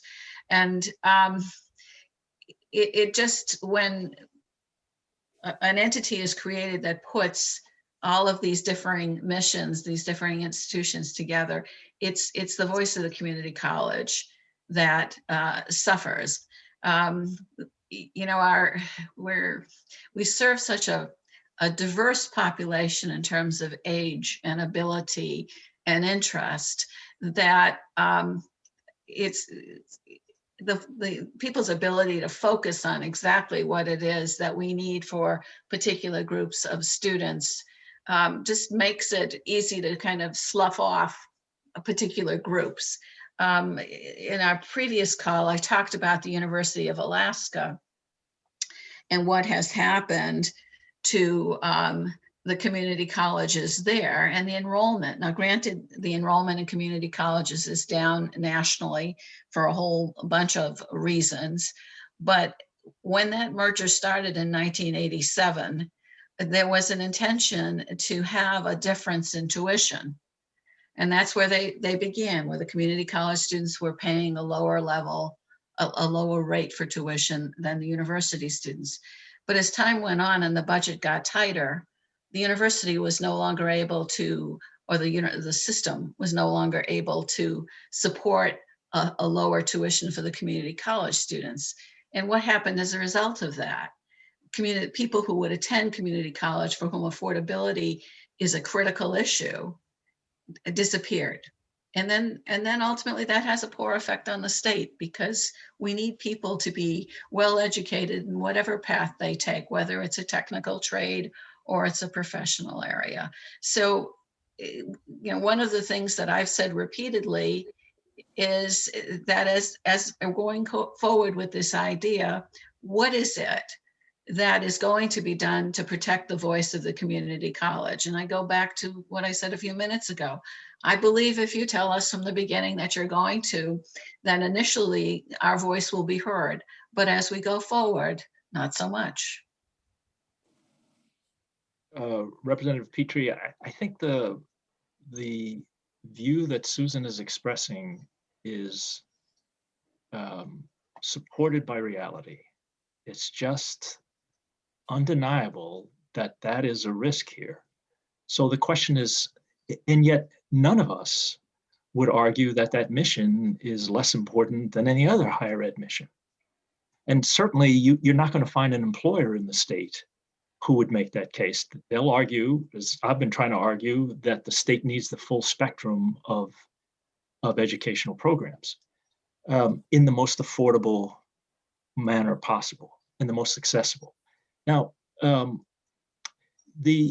what I found really interesting about the governor's, one of the many things I found really interesting about the governor's proposal is that he skewed the board structure to over-represent the community colleges. So it's 5 board members selected by the USNH institutions, 5 board members selected by the CCSNH institutions, and 5 board members at large selected by the governor. If you did this, the way most organizations would put together a board, it would reflect relative revenue. And so you'd get something like 8 board members from the USNH institutions and 2 from the CCSNH institutions. But this, by having 5 and 5 plus 5 at large, and one would hope the 5 at large are people who, employers from the state and educators from the state who have a deep commitment to the public education mission. And I think you could argue the people that governors have been picking for our various boards do have that commitment. The answer to the question, how do you assure and protect over the long haul the mission of the community college systems, is the board. And it is up to, the way that is written, it is up to the member institutions to recommend their slate of nominees. So as long as the member institutions among the 2-year schools are selecting strong advocates, strong and effective advocates, they'll have a powerful voice on the board. That's number one. Number two, the first action the board has to take is to hire a chancellor. And I assume that board is going to put together a committee comprising members of the universities, a selection from the 5 board members nominated by the university system, and an equal selection of the 5 members nominated by the community college system. So that chancellor needs to be somebody who is deeply committed to the full spectrum of missions. And again, how do you ensure that? That's in the hands of the board. Thank you. Thank you both. Representative Murray, you have a question? Thank you, Madam Chair. I think 2 questions, but I think they're related. I've certainly talked to a number of you about this. I've been spending a lot of time thinking of it. I wanted to go back a little bit to Representative Heath's remarks about a timeline for this. It seems to me, in my experience with academia, which is moderately substantial, there's the academic side, and then there's the business side. It seems that in talking about this merger, there would be a different approach from the business side than there would be from the academic side. And I'd like you to speak to that, to those issues, how you see us moving forward with the merger on those two different tracks. And then there's a third element. I was almost going to refer to it as a third rail, and I think that would be a mistake because I see the third element as the state. And there may be, there should be some interaction with the state in doing some of this. I'm thinking in regards to what the state could do to help move this along. And in particular, for instance, the pension liability, if the state could help out with pension liability, that you have to take off some of the pressure from both the community college and the university system. But that needs to be a dynamic, active kind of a thing, as opposed to every 2 years there's a budget and maybe on the off year you can submit a bill if you're so inclined. So can you address the differences that you would have to approach from the academic, which is in my mind at least a 4-year cycle, and I've talked to all of you about this a little bit before, what's involved with the business cycle of it, and how you would see the state interacting to try to help financially dealing with some of the issues that the merger is going to bring up. I hope that makes some sense. Either one can go ahead, go first, second, doesn't matter. Go ahead, Susan. How about if USNH goes first this time? Okay. Okay. Well, you've got multiple questions in there and they're all great. So I'm hesitating because I can't speak for the future board. We don't know what the future board is going to look like. That's in the hands of the governor and the two sets of institutions. But I would say that what we learn over and over and over is if you're doing this kind of a merger in crisis where you're having to cut just to balance the budget, you're going to make mistakes, and you're going to compromise the quality of your programs, and that's where missions can get jeopardized. So we all know this is going to be a very difficult 10 to 15 years. If the more cushion that you can provide the new board and the combined system, and cushion takes multiple forms. One is just no budget cuts. A second is support to enable the new board to hire outside expertise. Then you have the time to plan correctly the easy things to do, like taking advantage of the overlaps between the two system offices and everything we were talking about, the synergies around IT and financial aid and benefits and finance and accounting. You can do those backroom operations that don't affect your student, but you're buying time to carefully plan the kinds of academic programs and changes that you're eventually going to make. If you have time, then you can give, I'll just take an example, the cluster of 2-year and 4-year institutions serving the Manchester area. You can give them time to sort through where there are obvious overlaps and synergies and how you could reduce those while better serving the students.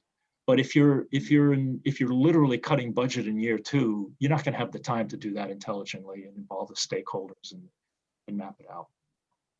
So I think that's the big thing that the state could do for us, for the two systems to get this right, would be give us a cushion.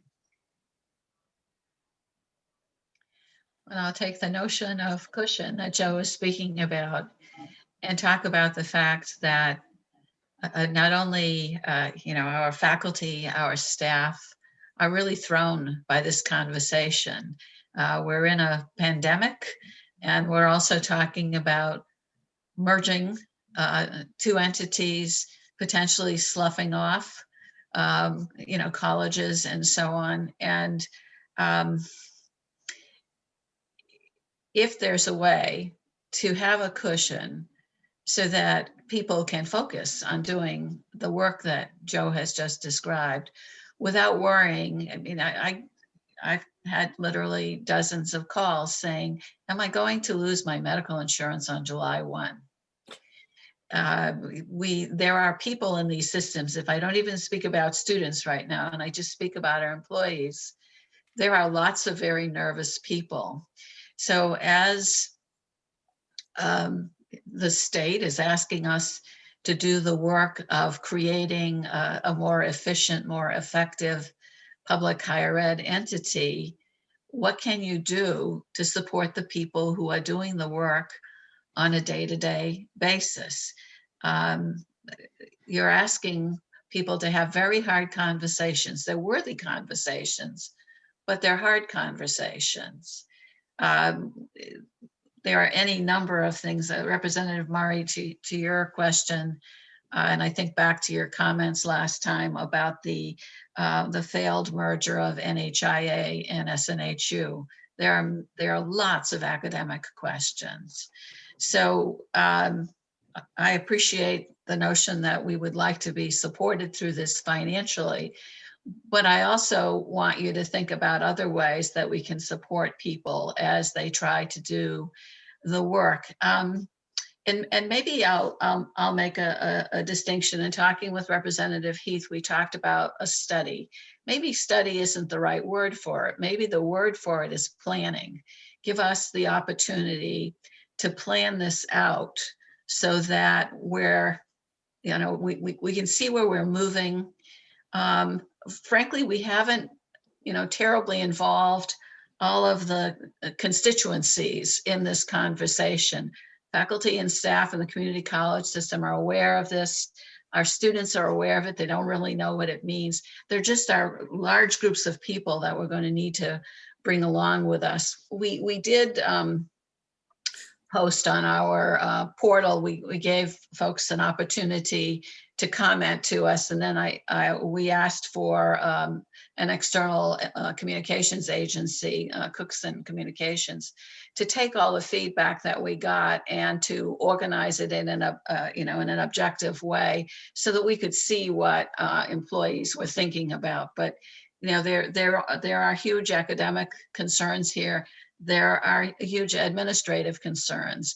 There are just some, interesting differences as we've been doing the synergies work. This last meeting, we were talking about the opportunities for merging insurance. It turns out that both systems are using one particular, a vendor, I guess I would call, to identify different insurance plans for us. And we started to have a conversation about auto insurance. The community college system is smaller than USNH. And we thought, well, maybe we could save some money on auto insurance. It turns out that we have a better rate because the only people who drive CCSNH vehicles are employees, whereas the university rightfully has a need for students to drive. And so I guess we've experienced what every family does when those teenagers move into their 20s and your rates go down. There are conversations for us to have that are that minute. There are much more important conversations about, what the pathways are for students going through for liberal arts degrees or technical degrees. But Representative Murray, you're right. There's a lot here, and I do hope that we can create a way so that we can look at a plan. I would suggest that we look at what the state of Maine has done, and we certainly have opportunities from what Vermont is doing. In 2015, Maine created what they called the Maine Higher Education Coordinating Council. And it's a very small group. It is the chancellors, it's the chancellor of the University of Maine system and the board chair. It is the president of the community college system and his board chair. and it is the admiral of the Maine Maritime Academy, and their legislature charged them with figuring out some of the things that we've been talking about: how to make school more affordable, how to improve transfer opportunities, how to take advantage of collaboration to reduce administrative costs. And they write on a regular basis to their legislature. And to me, that's a plan. You know, will they, the very last thing on their list of responsibilities is looking at where they could merge their systems to gain more financial and academic opportunity. You know, that's an opportunity for us to be moving in that direction. To Joe's exact point, this takes years. You know, we're talking about possibly as long as a decade to figure this out. Now, if we take advantage of the opportunity to look at other people, we may be able to accomplish this in a shorter period of time. But we're dealing with two very complex systems. Representative Murray, I just had two more points, but Kathy, you wanted to? No, I just wanted to mention, kind of tie it all together. So Representative Murray, your questions are spot on, but this new board should be hopefully provided the resources to actually build a roadmap of what those work streams are, what the timeline would be. And let's not forget that everything has to come back to the legislature. This isn't the legislature's last look at how this is going to play out, because the bill requires that the new board recommend legislation. You may want to consider, if there are resources available to support the board, that roadmap come back to the legislature as well, tying those financial, academic, the state issues that you mentioned. And again, I'll just come back to Joe's earlier point, to task the group that's going to be required to implement is the group that has the most skin in the game. Yeah, that was one of the points I wanted to try to emphasize. What I see across higher ed and outside higher ed is the most interesting work going on in trying to address the profound structural change that higher ed is going to go through takes place inside a unified governance structure. I'm not saying that structures where all parts of the system are under the same roof. But if you look at Maine in the university system, they under one governance structure, they came up with a plan for single accreditation for the whole system, which will pay off in ways they're not even anticipating yet when you start thinking about sharing courses and sharing programs. They couldn't have done that if they were separated governance structures. Now, that doesn't involve the community college system. I'm just trying to make the point. If you look at the innovation taking place in Pennsylvania right now, in their state college system, not their university system, it's 14 institutions. And they're doing some very interesting and creative integration, but it's within the umbrella of a unified governance structure, the people with the skin in the game. That was one point I wanted to try to emphasize. And commissions that cut across governance structures tend to do a lot of talking and a lot of white papers, but the hard work's got to be done inside governance. The other point you raised, which was the unfunded pension liability, and boy, that's a ticking time bomb with no plan right now to diffuse it. If you look at this from the USNH perspective, we've worked really hard to build and preserve our balance sheet and our endowment, and merging that endowment with that unfunded pension liability immediately hurts our bond rating. And the state could help a lot in helping that new board think through how to essentially diffuse that time bomb. And it could take any number of forms, but there needs to be a plan for that quickly, and possibly it's something that could be incorporated into the enabling legislation that the new board has to propose. Oh, Matt, you had a question or comment? Thank you, Chairman Umberger. Just wanted to build on what Joe and Kathy had just mentioned and try to reorient this conversation to what House Bill 2 is introduced actually seeks to do. And I appreciate the level of granular detail this conversation has gone on to. But what HB 2 does, as introduced, is set a directional path to allow the new unified board to dive into these issues and figure out what that roadmap looks like. Is it a 2-year, 5-year, or 10-year plan to fully consolidate, some of these different systems together, whether it be, the staffing or the IT or anything else? We know that's not going to happen overnight or in the next 6 months.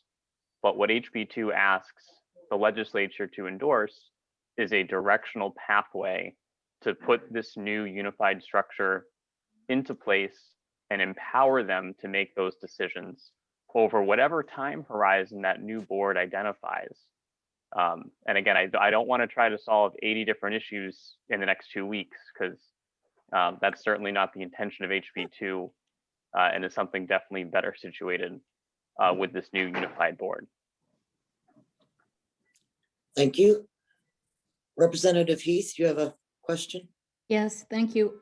Again, just after listening to everybody, I feel more concerned. Without a definitive charge to this new board, we have a synergies group that's already working. And they've already taken some steps and some things have already been defined. But now we're saying we're going to establish a new chancellor, a whole new board, without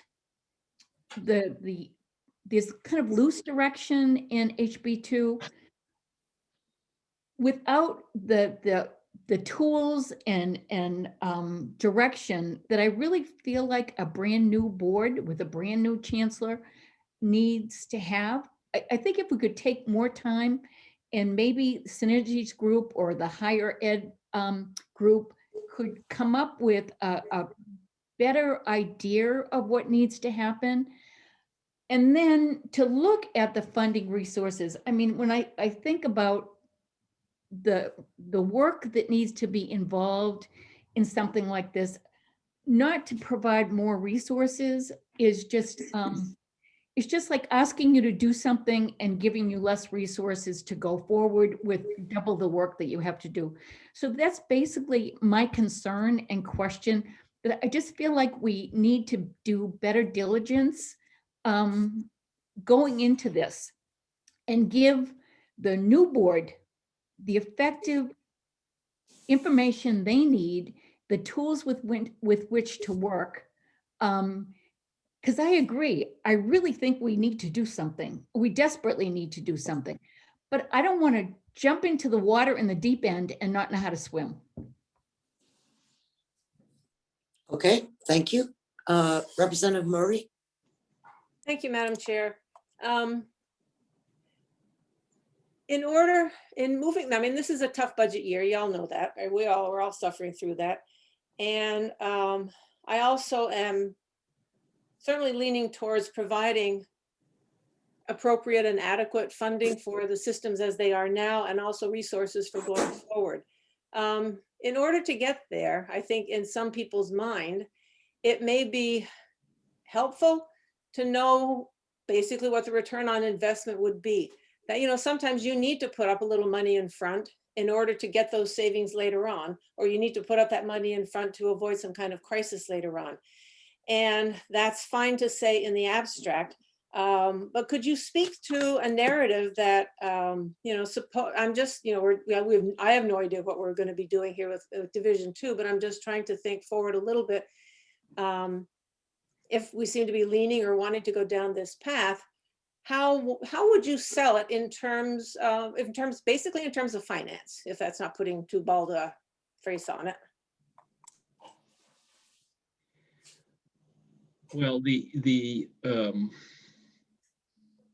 I see Susan and Kathy went on mute, so I figure I'll take a stab, and then Kathy and Susan, as Kathy, you can bail me out after I completely mess up the answer. If you look at how we're doing the restructuring at USNH, we hired an outside firm that has expertise in higher ed, the Huron Group, which has done a lot of restructuring across the country. I think their latest engagement was in Wisconsin. The board really insisted on getting that outside help, and Kathy hired Huron and took quite a bit of heat for it because it was a little more than $500,000. But they provided the roadmap for us to get to that 10% savings without, this is the key point, without undermining our ability to deliver our education mission at our 4 institutions. And so that return is going to be something like, for $600,000, a return of $70 million a year for a long time. You can't, so it would be, it's easy to cut and do damage. It's how do you do this intelligently over a multiple year period with roadmaps that have been thought through carefully, and that avoid all of the very real pitfalls that Susan has described earlier, that other states have stepped right into. There's some good stuff going on in other states, and there's some stupid stuff. And we want to know all of it, and we're going to have to pay people to help us do that. I say we, and what I really mean is the new board. We'll see who's on the new board. So I'll just follow up, full disclosure.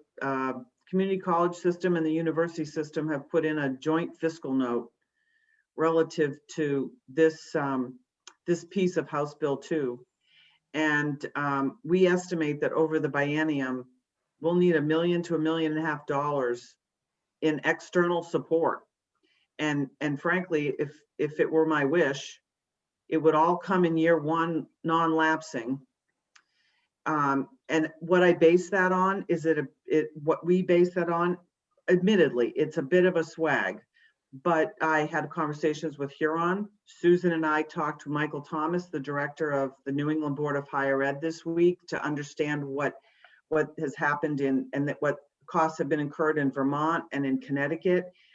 I will also say that these are costs we're estimating to provide the road, help this board provide the roadmap, the planning, the work streams. That's not necessarily implementation. And I guess, Representative Murray, on the ROI, my fear is within 5 years, we will be just crushed to a point that we will both have a very hard time sustaining the work, the good work that we all do now, knowing all those challenges that Joe went over at the beginning of the presentation. Do I have a number for you? No, but the state will not be able to support the drastic reduction in revenue that the university system and the community college system will sustain over the next decade with the headwinds that we're moving into. Follow up? Just again, I mean, these are just very speculative. Is it hyperbolic to say that the university system and the community college system would disappear or become so, I mean, I don't even mean, disappear entirely, but basically become non-viable institutions? I don't think they would look like they look like now. There's several institutions would not survive. You can't take 30% of revenue out, 25% of revenue out, and expect everybody to survive unless you've really thought this through. Thank you. Go ahead, Susan. Uh, uh, hmm. One of the other hats that I wear is I'm a commissioner for the New England Higher Ed Commission. And every meeting, we begin with what I refer to as the wake and funeral. And this is where private institutions come forward and have reached the end of their life. And they come forward with what now feel like very hopeless plans. They're going to, by some miracle, increase their student enrollment 20%. And they've identified two huge donors. And then at the next meeting, we hear that, well, that didn't quite work out for them. So I certainly hear that we need to change. And I think we all agree on that, but we don't agree on the path. I mean, when I read HB2, and I am so far out of my league and understanding, and thank you for the work that you do, because it's so highly detailed. Just the little experience I've had in the last 6 months with this has been overwhelming at times. But how do we institute or constitute a board? July 1, the statute takes effect. By August 30th, we have a board. By November, that board is supposed to talk about the revision of the statutes. And then in January, they're going to begin to look for a chancellor, which is, at least a year-long process. No place in here am I hearing what the vision is, other than we're going to save money. So I want us to think about how this happens. What's a reasonable way for this to happen that preserves the urgency that people are seeing and that I agree with, but that still allows us to continue doing business? It's a real challenge right now for our colleges to be thinking in terms of strategic planning when they don't really even know if they're going to exist for the next couple of years. So what is it that you as our legislative body can do so that we keep moving forward, but we work on this idea as well, rather than what right now feels like a total upending of the work we do as of July 1. Okay. Are there any other questions, comments? Okay. This has been an extremely informative session. And we will obviously, as Division 2, will be talking about this one day next week. It'll probably be Wednesday or Thursday. I'm not sure. We're just out there as HB1, HB2. And I think that all of us have a lot of stuff to think about. And I think that hopefully, as we are thinking about this, we take our blinders off, if that's the right term, so that we can, think out of the box.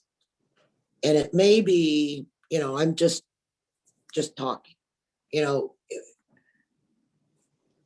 there may be a different way to get this to move forward without ending up with nothing happening. And that too many times we've seen this happen. The difference in private industry is, a company buys somebody out and they merge. Okay. Well, neither the community college system nor the university system is buying somebody out. We're an education system. And so mergers go on all the time. Two companies that have totally different cultures, totally different missions in many cases. You know, company A has nothing to do on Monday, so they go snooping around to see who they can pick up. And I know that happens, but it's once, you know, we just need to, I guess I'm just saying, we just need to move forward. And I think that if the truth were known, if we want to say something like, you know, if it doesn't work out in 3 years, we go back to where we were.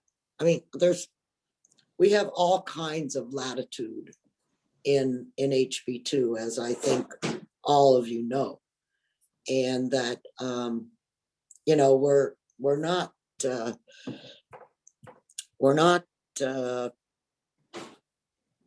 do I want to say? We're not in a position where we can't make recommendations. We can't, I shouldn't say recommendations, changes. You know, we have that authority. But I don't want us to get stuck in this thing that says, well, we need to plan for 3 years. Because if the group that's doing the planning isn't in charge of the results, nothing gets done. That's just my personal feeling. And so I just ask that we think about this. And by the way, I understand where all of you are coming from. And I know that this sort of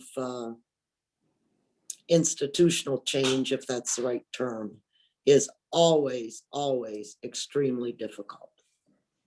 Now, I cannot guarantee to the community college, you know, that you will feel over time that you would be swallowed up.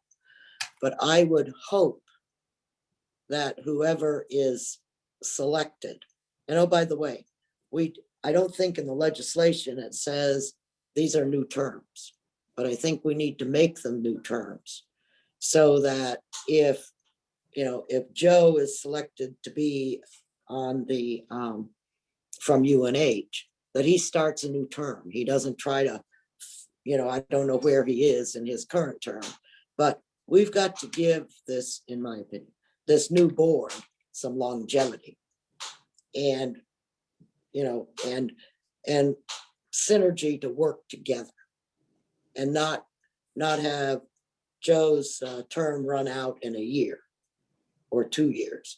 And that's not in the legislation. Okay, so anyhow, these are just some random thoughts that we will be discussing as we move forward with this Wednesday or Thursday of next week. Representative Lynn. Thank you, Madam Chair. I guess I just want to sort of reinforce that what you just said. I think my view is really, it does seem to me that the idea of this kind of a merger just fundamentally makes sense in light of the numbers of students and the challenges that have been put forward. And in that, I completely understand that's going to make a lot of people very nervous. And honestly, I think if we were going to be completely honest about it, we have to say that we recognize that, and that and the reality is that probably some of them have things to be nervous about. I mean, it may well be, and I'm not saying that this is something that would be happening under the specific proposal here, but it may well be that 10 years from now, maybe there aren't going to be 7 community colleges around the state, or maybe there isn't going to be a Keene State or a Plymouth State. Maybe the university system is going to have to be cut back in some way. And if that's what makes sense, then, I think we have to be very careful that we not turn what is proposed here into something like, the base closure commission, where, no elected representative wants to be involved in anything other than a yes or no vote at the end, because they don't want to be the ones that say, well, maybe it's actually true that the Portsmouth Naval Shipyard is not really as important as nine other bases around the country. I could completely understand why, if I was a senator, I wouldn't want to be the one saying that, but it may be in fact that it's true. And so I think the points you make, Madam Chairman, are very, very important, and I agree with them wholeheartedly. Thank you. Representative Porter. Thank you, Madam Chair. And maybe I'm speaking a little out of turn here, but I'm speaking as a former public school teacher. And I'm listening to this and thinking of the students involved. And I am concerned. I love four-year colleges. I love the students who go there. I love two-year colleges. I love the students who go there. Once upon a time, local high schools offered academic subjects, but they also offered trade subjects within the building, because there were students who wanted those. There were students who just wanted to try them out, and they were there. And then those disappeared, and we went to a technical school hub kind of thing that essentially eliminated the kids that wanted to just dabble and try them out. And I think we lost something in that. I think we lost something. I think the students lost something. I'm really concerned with what Susan Hurd said, that eventually in this kind of merger, we're going to lose those students again. We're going to lose those students who aren't academic students. And I'm really worried about that. And I just want to put it out there. I know this is getting down personal, but I understand why people might want to do it, but we're not dealing with widgets, and we're not dealing with, vacuum cleaners. We're dealing with young people and middle-aged people and their minds and their livelihoods and their futures. And it's a big concern to me. Okay, thank you very much. And if there's, I don't see anybody else's hand up, so we will close our meeting today. And if you think this is a challenge, wait till Monday. when we start talking about the scholarship program. So, this one is easy compared to whatever's going to happen on Monday. And then one day this week, I'm not sure which it is, we have to deal with the issue of setting up a commission for discipline of police officers. So we've got our hands full this next week. Fortunately, most of the things on the on the budget side, we're in pretty good shape, but we still have some pretty sticky issues in HB2 that we need to think about. And let me also say that there was some questions about when amendments can be submitted for HB2, and that action can, take place, because we'll be, I would like, if we could, to handle the amendments as we are talking about the subject. So if we get them prepared, then whatever the subject might be, we'll have the amendments that go along with that particular section.